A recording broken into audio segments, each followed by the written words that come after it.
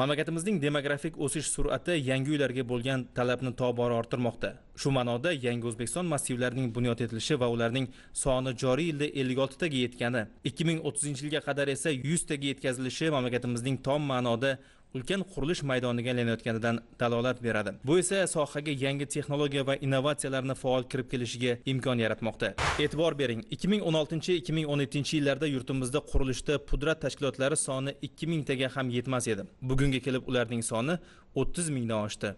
Keyingi yillarda sohada korrupsiyaga qarshi kurashish tizimini tubdan takomillashtirishga ham alohida e'tibor qaratildi. Davlatimiz rahbarining tashabbusi bilan boshlangan ushbu islohotlar natijasida bu illatga qarshi kurashish bo'yicha qonunlar qabul qilinib, yangi tizim yaratildi. Davlatimiz rahbari tomonidan qurilish sohasini korrupsiyadan xoli sohaga aylantirish bo'yicha vazifalar belgilab berildi. Shu maqsadda Bosh prokuraturada maxsus komissiya tuzildi. Alohida chora-tadbirlar rejasi va yo'l xarita ishlab chiqildi. Axborot tizimlari joriy etildi. Ijtimoiy fikr markazi va ijtimoiy tarmoqlar orqali so'rovlar o'tkazildi. Amaldagi hujjatlar korrupsiyaga qarshi ekspertizadan o'tkazildi. Amalga oshirilgan ishlar natijasida 14 ta hujjat loyihasi, 3 ta prezident qarorlari va 11 ta Vazirlar Mahkamasining qarorlari loyihasi tayyorlanib kiritildi. Soha raqamlashtirilganligi natijasida qurilish loyiha tashkilotlarining reytingini yuritish, obyektlarning arxitektural rejalashtirish topshiriqlarini ishlab chiqish, loyihani qurilish idoralari bilan kelishish, ekspertiza xulosasini olish, davlat xaridlari, tender savdolarini o'tkazish, qurilish ta'minlash sifatini nazorat qilish bo'yicha yagona platforma yaratildi. Natijada shaffoflik ta'minlandi. Qog'oz hujjatlar aylanmasi bekor qilindi. Vaqt, mablag' va inson resurslari tejaldi. Bajarilgan qurilish va moliyalashtirilgan mablag'larning aniq hajmi haqidagi yagona elektron baza shakllantirildi. Jamoatchilik nazorati o'rnatildi.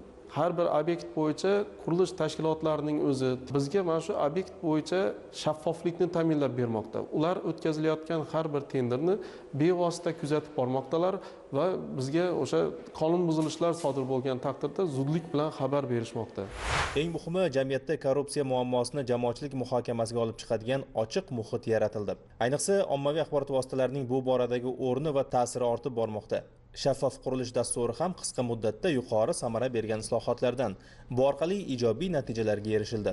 O'zbekiston Respublikasi Prezidenti tomonidan 2019-yilning 20-sentyabr sanasida qabul qilingan qurilish sohasiga axborot kommunikatsiya texnologiyalarini keng joriy etish chora-tadbirlari to'g'risidagi qaror esa bu boradagi islohotlarning huquqiy asosi bo'ldi.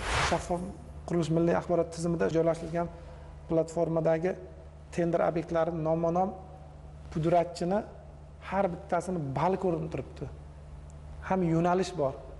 Uy quruvchi quradi, suv quruvchi quradi, yo'l quruvchi yo'l quruvchi quradi. Loyiha, hattoki loyihachilar ham tenderdan yutib olyapti hozir. Loyihadan kelib chiqib tenderdan yutib olib, obyekt quramiz. Hamma narsa mana qabul qilishlar ham shaffof milliy axborot tizimi orqali juda yengil. Hattoki mana qo'limizdagi telefon orqali ham shaffof tizimiga kirib tenderda qatnasha olamiz. Yo'lda bo'lsa ham. Mana qulaylik bu.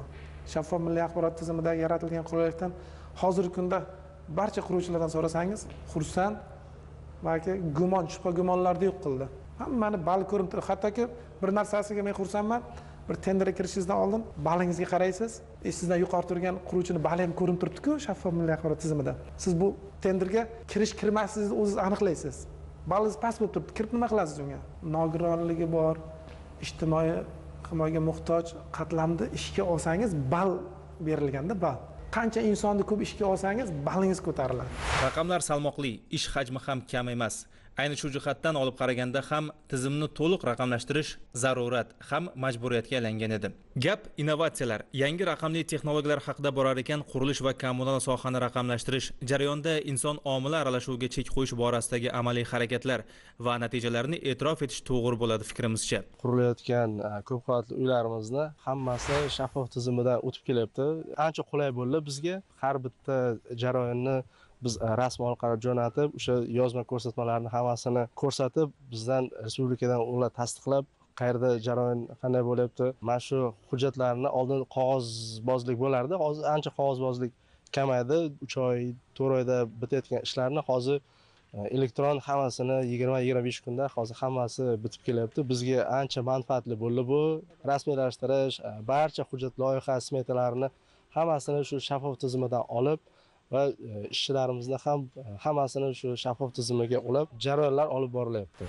Shaffof qurilish bugun ko'plab sohalarga jadal kirib borayotgan, qurilish va uy-joy kommunal sohada samaradorligi va shaffofligini ko'rsatayotgan amaliyot. Masalan, siz yashayotgan xonadon yoki tadbirkorlik qilayotgan bino shahar markazida, magistral yo'l bo'yida joylashgan bo'lsa va siz uning old yoki yon fasadlarini 25% dan ortiq o'zgartirishni rejalashtirgan bo'lsangiz, bu jarayon shaffof qurilish tizimi orqali amalga oshiriladi. my.gov.uz portaliga ariza beriladi. Eskiz loyiha ilova qilinadi. So'rov avtomatik tarzda kadastrga yuboriladi. Keyin vakolatli organ shaffof qurilish orqali xulosa chiqaradi. QR kodli ruxsatnoma taqdim etiladi. Bu jarayonlarning raqamlashtirilgani, tizimli tarzda yo'lga qo'yilgani korrupsiya va byurokratiyaga barham berishga xizmat qilmoqda. O'zimizning faoliyatimizdan kelib chiqqan holda o'tgan 24-yilda uchta katta loyihani amalga oshirdik va o'z vaqtida xonadonlarni o'z egalariga topshirdik. Bunda shaffof qurilish tizimi juda ham katta ahamiyatga ega, chunki oldinlari bu jarayonda 5 oy, 6 oy vaqt ketgan bo'lsa, 1 oy, 2 oyda kadastr hujjatlarimizni o'z egalariga topshirishga muvaffaq bo'lyapmiz. Shaffof qurilishni afzalliklaridan biri hozirgi kunda aldanib qolmaslikni, korrupsiyani oldini olish, har xil yashirin ishlar va noqonuniy ishlarni chek qo'yish maqsadida ham shaffof qurilish tizimi hozir yaxshi yo'lga qo'yilgan. Qurilish sifatida bu qulayliklari elektron tizimda kamchiliklar bartaraf qilinib borilayotganligi haqida ma'lumot berib borishimiz mumkin. Qayerda qancha loyiha qilib borayotganimiz haqida ma'lumot olishimiz mumkin. Mijozlar ham tashqarida QR kodli elektronik tizimni tashkil qilib qo'yganmiz. Qayerda qancha loyiha qilganimizni, qaysi jarayonda qilganimizni mutasaddi tashkilotlar tomonidan nazorat olib borilayotganligi haqida ma'lumotlarni o'sha bazadan ko'rishlari mumkin. Aslida ham axborot kommunikatsiya texnologiyalarining keng joriy etilishi korrupsiyaga qarshi kurashishning samarali vositasiga aylangan. Shaffof qurilish axborot tizimi orqali 16 ta davlat xizmati raqamlashtirildi. Bu bir tomondan foydalanuvchilar uchun qulaylik tug'dirsa, boshqa tomondan esa ma'lumotlarning aniqligi va shaffofligini ta'minlaydi. Masalan, 2021-yilda ruxsatnoma olish jarayoni 39 kunni tashkil qilgan bo'lsa, yangi elektron tizimlarni joriy etish natijasida bu muddat 25 kunga qisqardi. Bu o'z o'rnida loyiha ishtirokchilari uchun vaqtni tejash, ishlab chiqarish samaradorligini oshirish imkonini yaratdi. Qudrat ishlarini va loyiha ishlarini necha oylik o'sha bajarishdagi imkoniyatlarni oyma-oy baholab borish tizimi joriy etilgan. Bu reytingda va mana shu tizimda reytingni mezonlari inson omilisiz shakllantiriladigan tizim joriy etilgan. Loyiha va qudrat tashkilotlarining elektron reytingi tegishli davlat tashkilotlari, vazirlik va idoralarning elektron ma'lumotlar bazasiga integratsiya qilingan holda u yerdan platforma tomonidan ma'lumotlar har oyda bir marotaba tortib olinib, avtomatik tarzda baholanadi.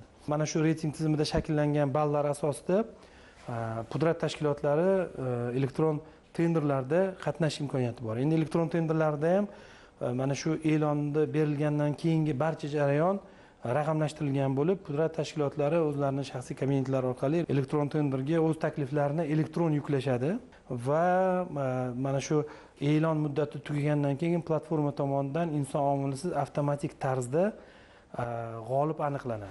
Xususan, elektron tender platformasida 44388 ta tender o'tkazildi.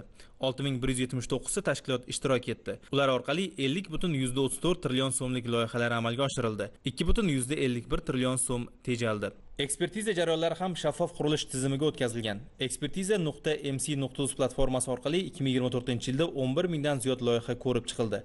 22 trillion so'm iqtisod qilindi. Qurilish nazorati uchun alohida tizim joriy qilindi. 56 mingdan ziyod obyekt nazoratga olindi.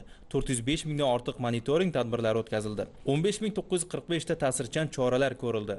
Toshkent shahrining raqamli egizagini yaratishda ARSGIS geoaxborot tizimi joriy etildi. Buning uchun mutaxassislar o'qitildi.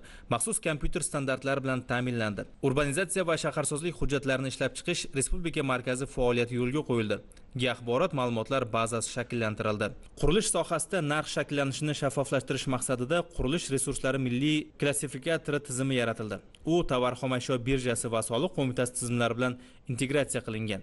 Bu platforma 190 mingdan ortiq mahsulot, ish va xizmat turlarini qamrab olgan. Shuningdek, shaharsozlik normalari mobil ilovasi ishlab chiqildi va undan erkin foydalanish imkoni yaratildi. Xulosa qilib aytganda, qurilish sohasini raqamlashtirish hisobiga shaffoflikni oshirish, inson omilini kamaytirish, amaliy mexanizmlarni soddalashtirish va loyiha samaradorligini oshirishga erishilmoqda. Endilikda barcha shartnomalar raqamlashtirilishi, dalolatnomalar shaffof qurilish orqali tasdiqlanishi va ma'lumotlar keng jamoatchilikka ochiq taqdim etilishi soha kelajagiga bo'lgan ishonchni yanada mustahkamlaydi.